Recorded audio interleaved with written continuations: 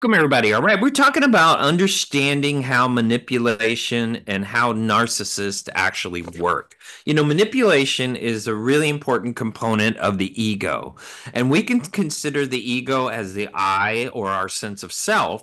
And so we all have an ego because we all have an I, because we all have a sense of who we are, ourself. And the ego is not inherently bad, but we need a coherent sense of self to differentiate ourselves from others and have a sense of agency. And that is our human.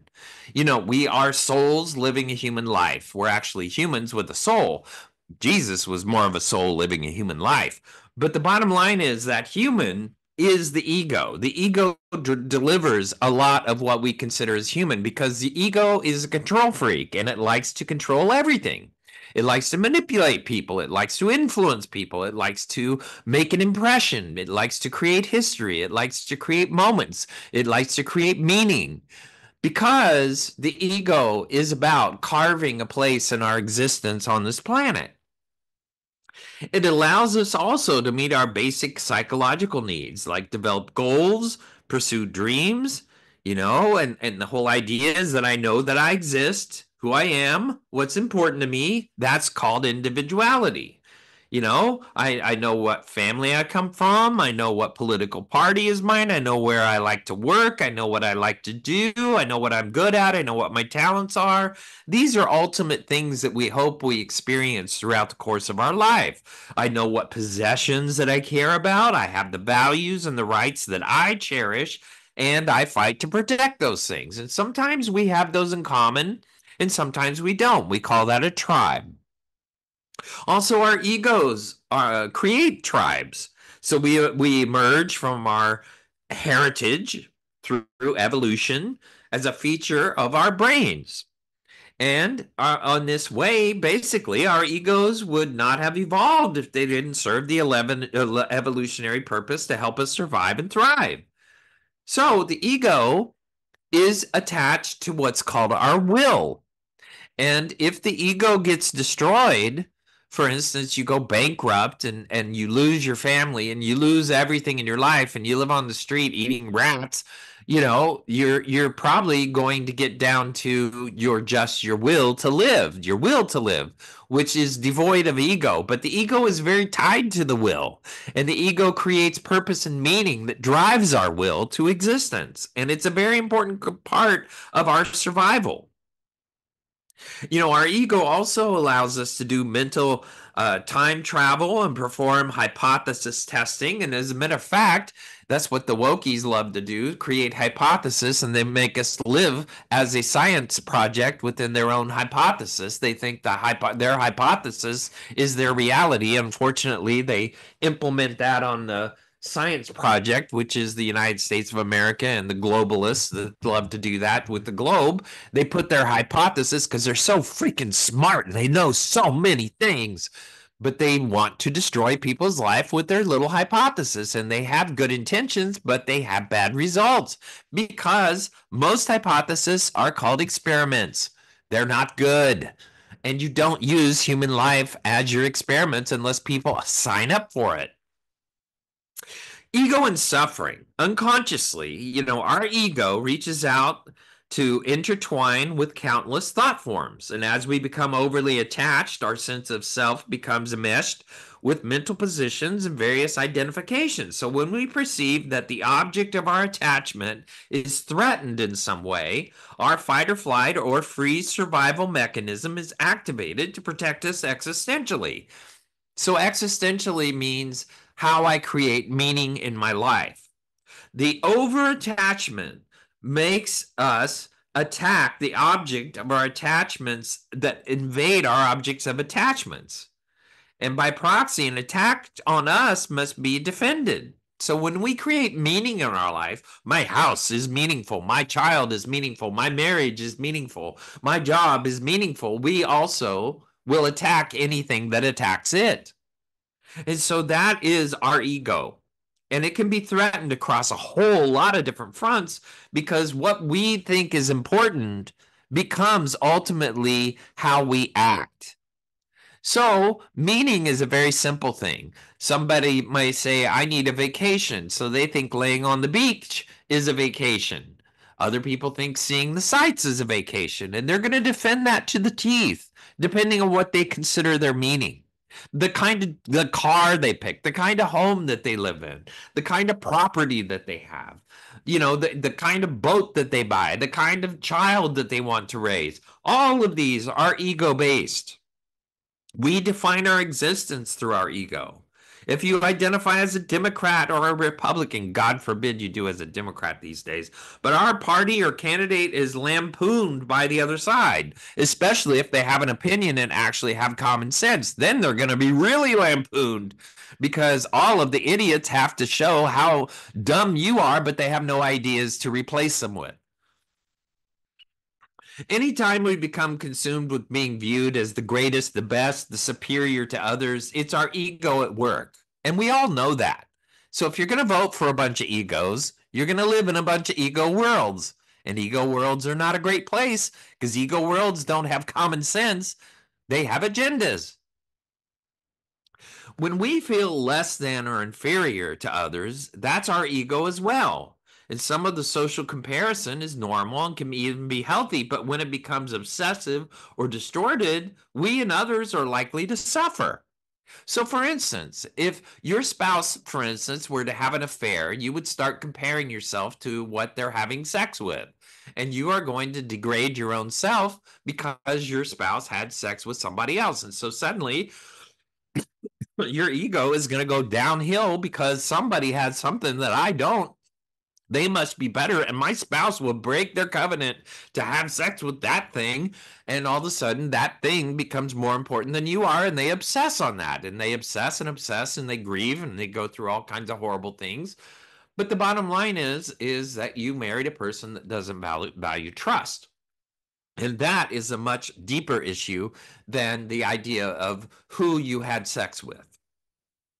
The mere thought of losing anything, which we identify, can create a huge threat to our ego. It can create a huge void in our lives. As a matter of fact, if you want to be depressed, the best way to be depressed, because people love depression, especially victim themes, have a lots of expectations. If you're going to have a lot of expectations, you are going to be depressed because everything becomes a failure or betrayal that doesn't meet your expectations. If you want to have a good life and be reasonable and teach people how to love you, have preferences. Communicate. I prefer, I prefer, I prefer. You're never going to offend anybody, but what you're doing is teaching people how to love you. And that is, once again, called influence. And that is called manipulation, preferences. Now, manipulation actually comes from expectations. Well, I expect you to do your homework, or I expect you to have cleaned the house, or I expect to come home and have dinner on the table, or I expect to be able to drive, or I expect you not to complain if I have time with my friends. People do all these expectations things, and that's where manipulation plays a big role in our life. And it's really important to understand that there's a problem with our ego. When you take things personally, you allow many things to consume your well being.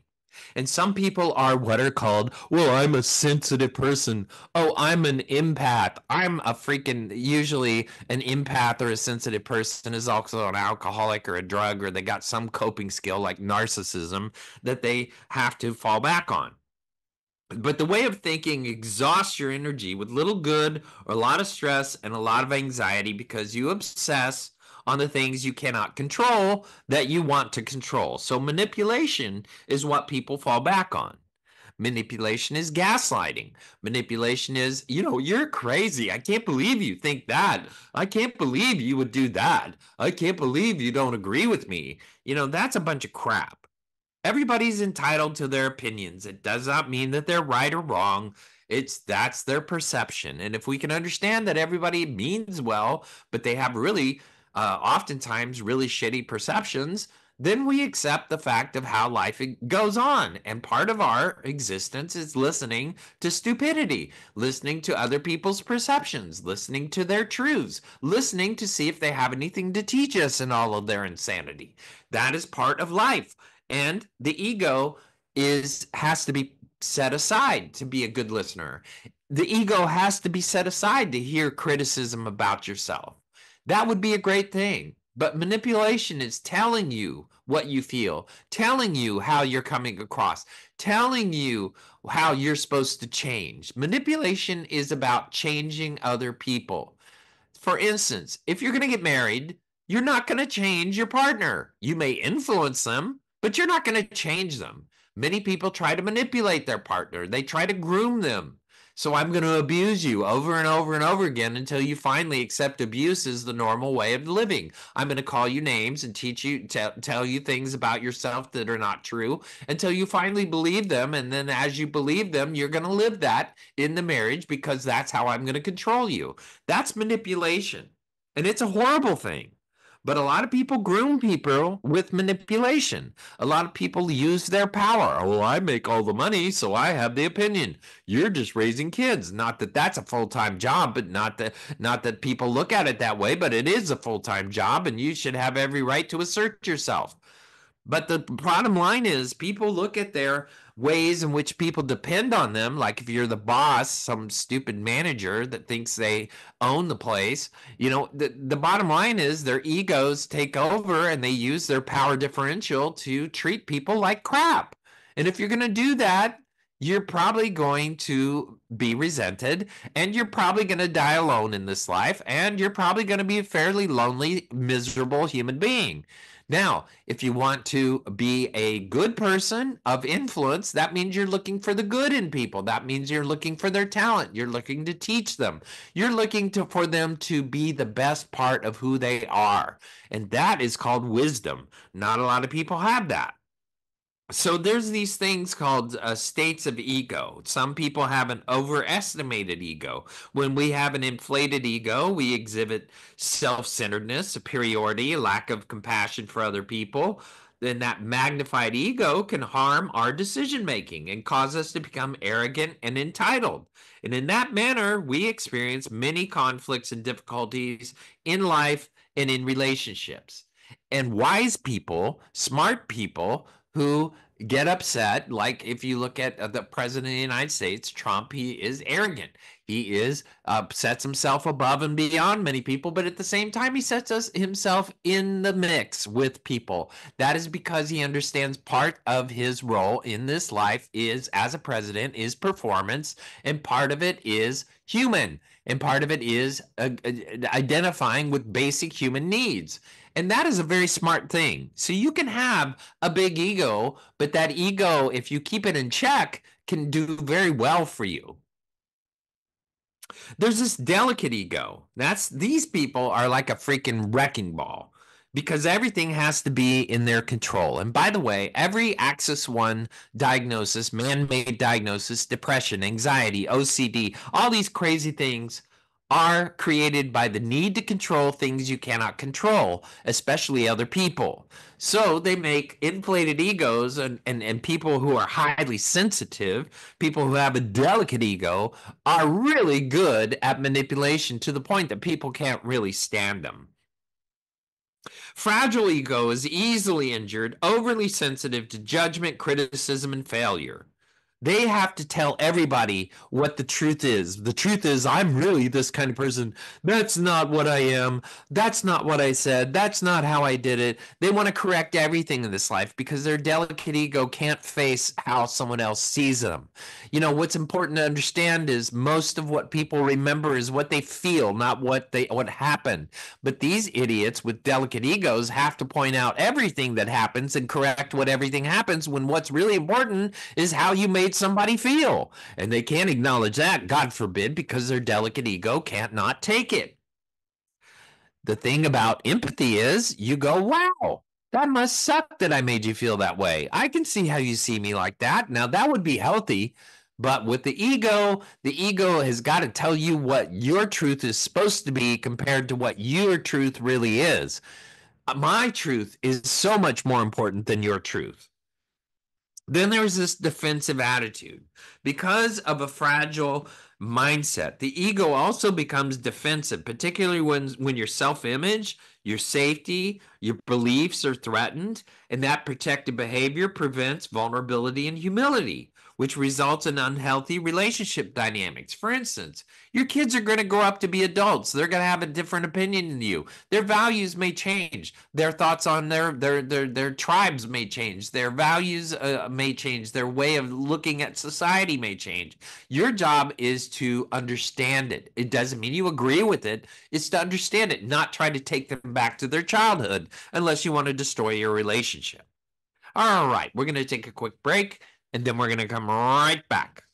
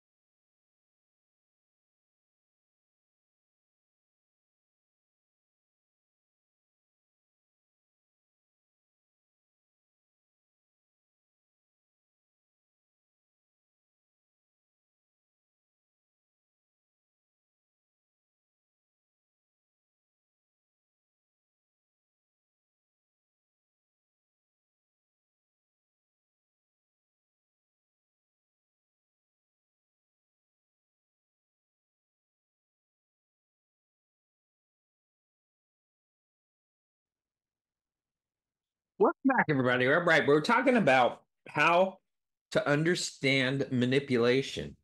And basically, a lot of this is how narcissists work. One of the things that we do as a human being is we do a lot of negative comparisons. The ego tends to compare yourself to others. It's involved in competitive behavior. So there's continuous comparison that can lead to a sense of inferiority or superiority depending on the results. And the person with that kind of an ego experience has a volatile emotional state that depends on external circumstances and outcomes and performances. Not healthy. Here's an example. There's a lot of people who will say, "Well, I'm an introvert and I'm an outsider. People don't accept me. I don't know why, but I'm always rejected." Well, here's the truth. You're always rejected because you reject other people. You're an outsider because you choose to be. You're an outsider because you have deemed other people and labeled them as something that you do not accept. And if you're going to live that way, that's great. But the deal is that there's good in everyone. And there's things to learn from all people. You don't have to join the big group and be a card carrying member to learn from other people. There's something to learn from everyone. That is what you learn growing up in a very small town with people that you like and don't like. You have to learn how to get along. But now that we live in the social media culture, we are so delusional and apathetic about other human beings that we'd rather people die if they have a different opinion than we do, or we'd like to damage their property or carve Nazi in their Teslas. You know, people are freaking crazy nowadays because they're so desensitized to each other because they hide behind their little wimpy self and their little wimpy computers and have their nasty little opinions and have sex with whatever they can get their hands on instead of actually being responsible human beings who have to take accountability for their decisions. Identity attachment is another way that narcissists operate. The ego often forms attachments in particular identities, like roles, like the wokey wokies do. They love their little identity roles, like the transies. They love their little transvestite role, like the Black Lives Matter. They love their little Black Lives Matter role, and they have their anger and their nastiness and their opinions all based on their little roles that they have covered themselves in their nice little shell, and they want to impose that on the rest of the human race if they ever get into power again and destroy us all. The attachments can make rigid and hinder our personal growth and our flexibility. They stop listening, they stop thinking. All they do is become angry at whatever goes against their little tribe. And the bigger the ego, the greater the resistance to change as it treats our self identity. You know, the Middle East is a really good example of an ego. It's a big fat ego of people who hate the Jews, and the ego and the Jews have to have an ego too to defend themselves against the other ego, which is all about we are the greatest thing on the earth. We are the ones that have the pathway to God. We are the ones that know all the right and wrong. We are the ones who are supposed to teach the world how to live. They think they know everything and they are idiots. And Europe is actually going that way with its socialist culture, where now their governments think they own the truth on everything to the point that they've relegated people's opinions. This is narcissism, guys. It's all over the world. It's all over our media. And you're going, if you put people in social media where they have to hide behind their social media platform, you're going to get a bunch of narcissism. That's all you're going to get because there's no accountability. And all they want to do is groom their little tribes to believe what they believe. The solution to dealing with the ego is to understand it, its motives, and develop a healthy relationship with it. It also requires balancing your self worth with humanity, maintaining a healthy sense of self worth, cultivating compassion of yourself and other people. And what is self worth? Well, it's called unconditional acceptance. That is what we owe each other, to understand each other. Doesn't mean we agree, but it does mean we try to understand each other. Now, I'm not mistaken in the idea that there are mentally retarded people in this planet. Stupid, there's no medication for it. So there are stupid people. There just are. But that doesn't mean you're better than another human being because they're stupid. Stupid people are just stupid. That they're going to operate as stupid because they don't care about wisdom. They don't care about gaining more knowledge. They don't care about getting outside of their own little scope and their ideas. They want to believe their own little conspiracy and they stay within their bubbles. That's stupid. If people want to be that, they can be that, but they're not going to evolve as a human being. And in the truth, it's nice to hear their opinions, but you don't have to subscribe to them because sometimes there's a little bit of truth in everything. The way to deal with the ego in a healthy way is to not take things personally. You know, we are not here to be God. We are here to learn. We are here to help each other. We are here to understand each other's suffering. We are here not to solve each other's suffering, but to offer some solutions and some help and some empathy for each other. Unbalanced emotional states are byproducts of self centeredness. So once you decrease the attachment to your ego, anxiety and worry will naturally diminish, which results in a greater level of well being. And so the antidote to ego control is doing the opposite, which is not taking things personally. In addition to letting go of all the masks of society and culture gave us, the ones we manufacture, allow ourselves to become who we really are. Not taking things personally, removing our masks can be challenging, but they're powerful ways to establish mental warfare and healthy relationships. Because when you don't take everything personally, now you have Teflon. Now you have the ability to gather wisdom because you can hear wisdom in even the most gross and heinous people. The other thing is you want to focus on your self-worth. Having a self-worth means that you value yourself and you are worthy. What's a better term for self-worth is called integrity. Integrity means you are a good listener. Integrity means you care about other people and their struggles. Integrity means you try to understand other people. Integrity means that you value telling the truth or being trustworthy, which trust is more important than love, because if you want to have an enduring relationship that grows in its love, it takes commitment, and commitment means you have to trust.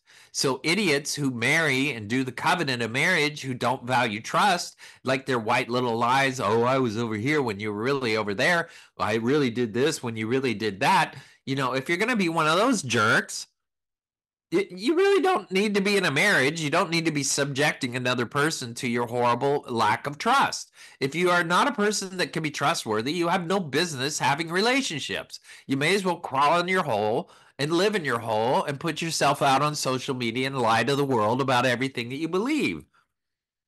But stop subjecting other humans to your bullcrap. Let people come to you that want to believe your bullcrap. So, identifying your triggers. Be aware of situations or issues that tend to trigger your ego, create uncomfortable feelings. Recognize those triggers and understand the roots that can help you prepare yourself for mentally and emotionally to be able to respond more calmly and wisely to situations. And that means you become a lot more transactional. That means you emotionally detach from crazy. You let crazy people be crazy and go, yeah, you're kind of crazy. Maybe we ought to do this to protect ourselves from your crazy. Focus on solutions and focus on identifying and understanding, but do not focus on joining the problem. So people that are reactive, they love to react. They get all emotionally upset because all these people are protesting and they're blah, blah, blah, blah, blah. No, they're protesting. They're idiots. We need to do something about it to make people safe. That is the solution. That is the ration. No thinking. That is what we have to do as human beings. If they are criminals, they need to go to jail. If they are criminals, maybe and they're migrants that are here illegally, maybe they need to leave the country. Let's just get real. If people were more of that and less of the ego, we would do so well. It's nice to have an ego because you will stand up for yourself, but it's also not so nice when you live in your ego. That's what the wokies do. That's what the Democratic Party is doing these days. Practice meditation. Meditation and prayer can help develop awareness of the ego and have a dialogue with it.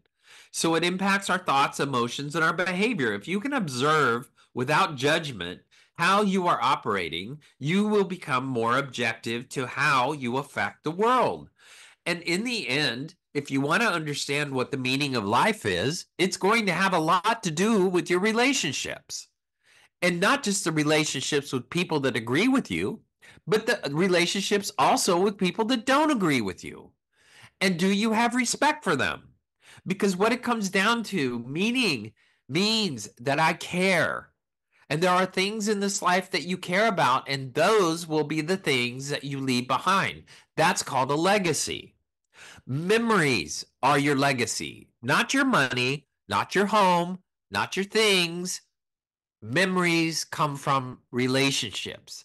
And many of the wokey wokies only have relationships with each other and reinforce their own stupidity. Therefore, there's not going to be a lot of memories because when they die, a lot of the civilization is going to be damn happy they're gone because we don't have to hear their ugly ass. So, the deal is you want to avoid comparison. The more we compare ourselves to others, the worse we feel about ourselves. That's not good. That's a big ingredient of that kind of a culture. Is it points to everybody else and talks about how bad they are when the truth is you're the rot on the tree. Negative effects of comparison affect our self-esteem. They cultivate a lot of negativity about ourselves, and we don't want to live in that. We want to have self-awareness, personal responsibility, understanding how our preferences, our views, our truth affects other people. Once we take our focus off of others and put it back on ourselves, we start to turn things around because we are taking accountability for how we interact with the world rather than pointing at the world and making ourselves a victim. You have to remove your mask, and removing a mask requires you to become more aware of how you're wearing one. After you become aware of it and understand why you're wearing the mask and how it serves you, then you can gradually remove the mask you wear to become more vulnerable. I don't have to be the role that I am if I'm going to be a therapist or if I'm going to be a medical doctor, if I'm going to be a pastor, if I'm going to be a doctor, if I'm going to be a politician. You can be that, but you also are a human. And you got to be that more than you are the role that you stepped into. You also need to learn mindfulness, and that is living in the present. The present is where we exist. If you want to live in the past and in the future, you're going to live in a lot of resentment. You're going to live in a lot of anger because life doesn't go, it's not pretty. It doesn't all go well. But if we understand that the more I am available in this moment with this child that I'm raising, the more I'm available to them emotionally, the more I'm available to my spouse and understand their feelings, not all the facts, not all the details, but understand how they're feeling. That's when I'm living in the present. Feeling is present. How people feel is the most important thing that they feel in this life. It's not all the facts, it's how they feel about the facts. That is where our purpose is. That's where our passions are. That's where we connect, is our feelings. So if you want to walk through life doing good things and making great accomplishments and being a straight A person, that's great. But if you don't have relationships, nobody gives a crap. You also want to promote a growth mindset, but growth mindset is Socratic. That means that we look to other people who have worked hard in their life to acquire certain sets of knowledge. If they're a plumber, an electrician, a scholar, if somebody who is economics, accountant, we want to look to those people because they have expertise in areas that we don't. And we want to take advantage of that because not all of us have time to become a Renaissance person and have dabble in all kinds of things because people that dabble in all kinds of things are not experts. They just like experiences. And that's not great. But most of us are Renaissance people. Hard is what makes your life easier, but that takes commitment. And most people in this day and age are afraid of commitment. Most people don't want to suffer. Therefore, they don't want to make commitments. And that includes marriage, children, careers, school, themselves, their self care, their finances. They don't commit, they just do half ass. And if you're going to live that way, you're going to have a mediocre life. And most of us live in mediocrity. Look at our government. Doge is trying to clean it up, but what are all the idiots want to do? They want to keep it very complicated and very messed up. It's sad, but we love stupidity, and we love to defend stupidity because of our egos. Understanding the impact of self-centered view gives you a new way to work with your ego and your negative emotions. Once you recognize how your ego can hinder your well-being, you become less self-centered. You act with humility and kindness because you understand how you are impacting other people's lives. And you can give to other people's and show gratitude and give to people in meaningful ways because it is meaningful to them. If I were to enter into, let's say, politics, I would want to serve the people. That means I need to find out what the people need, and I need to know if I have what it takes to deliver what they need. And if I don't, get the hell out. Most of the time, we're not in touch with our fundamental, awake, compassionate, open qualities, our brilliant sanity. And we need to get better tuned at that. All right, we're going to take another break and we're going to come right back.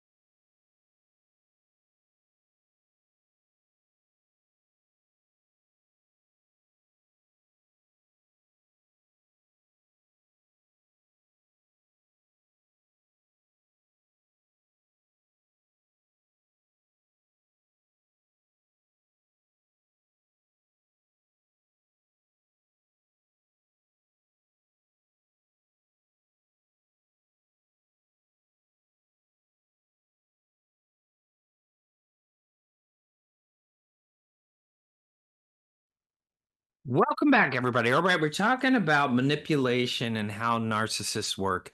The teacher known as the Buddha taught over 2,500 years ago, and that it's possible to go beyond the catastrophic uh, and claustrophobic sense of ego and find an end to suffering.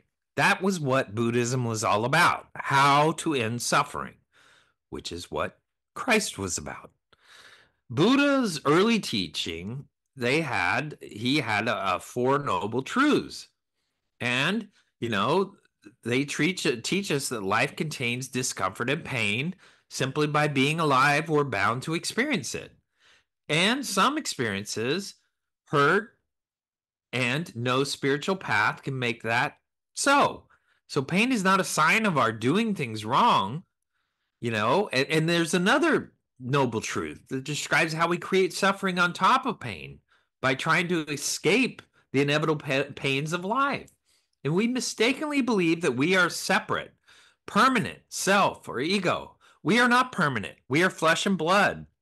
We are on this planet and we're gone. The planet stays. We don't. There's also the prognosis, and that's the possible outcome. And suffering can come from our planning and anticipating and worrying about potential outcomes. And what we need to understand if you're going to be a person of peace is you accept the unacceptable. That's what peace is, accepting the unacceptable. And that is, I may not have all the tools to handle a bad situation, but I will do the best I can within the context and the situation that I have. Now, if you can predict an outcome, you can also prepare a solution. But that doesn't mean you have to hypothesize 50,000 different outcomes with 50,000 different solutions. And that's what people who overthink do. That's what people who are ruminative, they don't talk very much, but they like to think, and they sit inside their brain and come up with all kinds of psychotic solutions, and then they all eventually buy their own bullshit and then try to push it on everybody else. There's another noble truth, and that is the goal and the cessation of suffering. You know, the diagnosis and the second noble truth is the etiology of the situation which we find ourselves. Then there's the prognosis of how to solve it, and that describes our possible outcome. And that's where suffering ceases. And we can learn to how to stop perpetuating suffering and relax with who we are. And that's called brilliant sanity or peace. Once again, accepting the unacceptable and understanding that we will deal with it as it comes. You know, there are solutions, and that's called not reinventing the wheel. And that is looking for solutions that other people have tried and seeing if that works within yourself. Life is experiential, it's filled with failure. It's not failure that's important, is that's how you respond to failure that's important. And that means you continue to seek, seek, seek, and evolve. We are evolutionary creatures. We evolve. We evolve by experiences. We evolve by wisdom. Knowledge is wisdom that or is knowledge that we gain and learn. Wisdom is applied knowledge, and that's how you take the knowledge that you gain and use it. There's no place to look for peace except for where we already are. And it can only be found in the present moment, right here, right now. And there's no place else it can be, which is devoid of the use of a major part of our ego. People that are able to accept unconditionally the people around them, give unconditional positive regard to other human beings, unconditional acceptance that you are who you are in the mood that you're in, saying the things that you're saying, and there's not a damn thing I can do to change it, but I can certainly validate how you are experiencing life right now. And if we could all do that for each other, we would all get along a lot better and operate a lot better in this world. But once again, now that we have social media telling us and all these idiots trying to tell us what the truth is when it's just their truth, and then we all sit around looking for solutions and believing their bullshit, we are all deluding ourselves in this life. Most of us spend a lot of our time caught up in being anywhere but right here, right now. We get caught up in thoughts. We might go over a conversation that we had yesterday. We might sit on a video game for 12 hours. We might, sit on our phone reading the news and getting depressed. We have to understand that maybe we could have found a way to spend our time a little better by connecting with other human beings experiencing this life just like we are. Maybe we should treat our kids more like adults and parents and people who actually know more than they know. Maybe we should experience trying to make our kids have a better life. Maybe we should try to get to know who our children and our spouses are. Most people are married to people that they don't even understand. They don't even really know who they spent the last 30 and 40 years with, 20 years. They don't know. They don't really know who they're married to. They have sex with them. They do all this crazy stuff, but they do not really know the person that they're married to, and that person doesn't even know them. Yet they go through life thinking that they're married, thinking that they're best friends. They're not. They're just turds married to each other existing on the planet. And it's sad, but a lot of people live that way. A lot of people raise their children but never know their children. That's sad, but that's how people operate. Life has to do with investing in other people, relationships. A purpose-driven life is never about you. It is about meaning, which is what you find important, and then purpose is how you give it away. We have to help each other reconnect, and we can only do that by living in the present. And our work together is centered on learning to be where we are and be present. And it's really important for us to understand that a lot of people are AWOL from their life. They cope with life. They drink, they smoke, they have a good time with their friends. They laugh, they watch stupid things on television, they entertain themselves, they distract themselves, they watch movies, they stream shows, they do all kinds of stupid things just to cope with life. That's the vast majority of the population of the planet Earth, coping until you die. But actually showing up and experiencing the present moment, you know, that takes effort. But once you learn how to do that, it can be a way of life. And it can be a very gratifying way of life because you can appreciate everywhere that you are. You can actually entertain yourself everywhere that you are because everything becomes more interesting. We have to come to the present moment so that our bodies and our sense of perceptions can adapt in a healthy way. Now, how do we understand manipulation? There's a lot of tactics. Guilt tripping, making others feel responsible for the manipulator's emotions or problems, called gaslighting. Silent treatment. Silent treatment is a passive aggressive way of withdrawing communication as a punishment to gain compliance. It's the dumbest thing in the world. Sitting around not talking to somebody you love. What an idiot. Why do you have to live that way? Open your freaking mouth and have a little compassion and suffering for another human being and stop sitting there like you're a victim. But unfortunately, people do that. And then there's the love bombers. That's the narcissists. They love to overwhelm targets with excessive affection and attention at the beginning of a relationship and then turn to an absolute turd after it.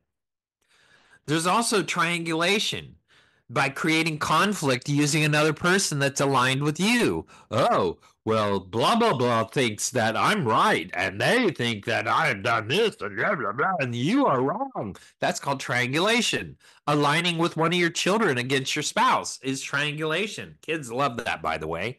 But we're such idiots that we love to manipulate. Then there's moving goalposts, continuously changing expectations or requirements to maintain power.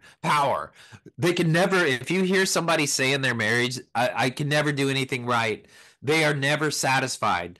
Then you've married a narcissist. That's what they are. They are an ugly ass narcissist, and you're married to them and stuck with their stupid ideas that their truth is the only truth on this planet. Their right is the only right. And of course, if they're listening to this podcast, they would definitely disagree with me because they have to be right about everything. Moving goalposts means that they can never be satisfied. So what they say is, oh, I'm a perfectionist. Well, if you're a freaking perfectionist, you don't belong on the freaking planet. Shut the hell up. Do some meditation. Learn about yourself because you have to wipe your ass just like everybody else. You are not perfect and you do not have the universal truth and you are not God. So if you can face that and understand that you're not that, which narcissists have a real hard time with that, but they would never call themselves a narcissist because they can't admit that they're a narcissist. So the idea is that you are not God, you are not right, everybody is right, and you have to learn from everybody else, and you have some right too. Isn't that nice that you have a little right just like everybody else? The psychology is a fear response, triggering anxiety and insecurity to maintain control, keeping people off balance. Also, cognitive dissonance is a part of manipulation, creating conflicting beliefs that lead to emotional distress. And then there's reciprocity. They do something for you that you never asked them for as a gift, but then they expect something in return. There's also social proof. Look at how they do it. You see, they're right. They did it correctly. You are doing it wrong. Using other people is social proof, and that is another way narcissists love to justify themselves. Also, authority, exerting power through perceived expertise or a position. I Googled this the other day, and it says that blah, blah, blah, blah, blah, so I am right. You are an idiot. If you're trying to shove your truth down everybody's throat, you're an idiot. Understand, I have some thoughts about this. I did a little research. I understand a little bit about this. But if you're not an expert, you can offer your opinion, but you need to state it as an opinion rather than a truth.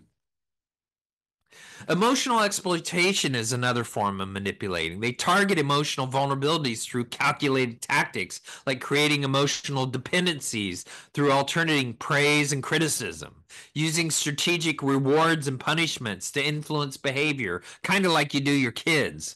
Exploiting fear responses to maintain control over decisions by raising your voice and using your anger like a gorilla or an ape would. Activating intense emotions to cloud rational judgments. That's what borderlines love to do. They love to create chaos so they can gain control.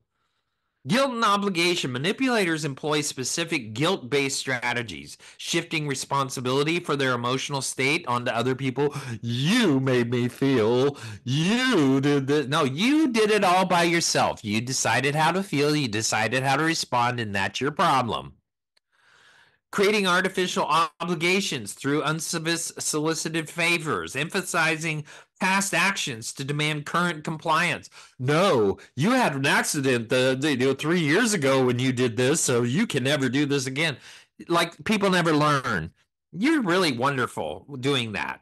You know, making excessive sacrifices that induce feelings of indebtedness. I gave you $4,000 on this and I paid for your college. Well, yes, you did, and that was a very nice thing. But you know what? Sometimes you don't get reciprocity. Consider it a gift. If you're going to put yourself out there, you're not a victim. So there's many, many, many ways that people manipulate. Passive aggressive people love the silent treatment. They love sabotaging, missing deadlines, being late, creating obstacles to frustrate people, sarcastic remarks, disguised as jokes, avoiding tasks like not doing the laundry, not doing things to take care of themselves, not cleaning the freaking bathroom. Also, false compliance, agreeing to requests while deliberately not performing them or underperforming them. That's what passive aggressive people live in. The narcissists love reality distortion, denying things happen, conversations that occurred. They love memory manipulation to make that's not how it happened. I know how it happened. I am the God of all truth. That's what narcissists love to do and blame shift to everything. They love sympathy exploitation. I cared about you. I showed up when nobody else was there. They love to do that crap. And that is another thing that we have to understand that is a part of manipulation. All right, that's our show. I want to thank everybody for listening. I love hearing from you. You could do that on our webpage at voiceamerica.com, the empowerment, the health and wellness channels, Dr. Gary Bell's Absurd Psychology. Now, remember, an apology without change is just manipulation.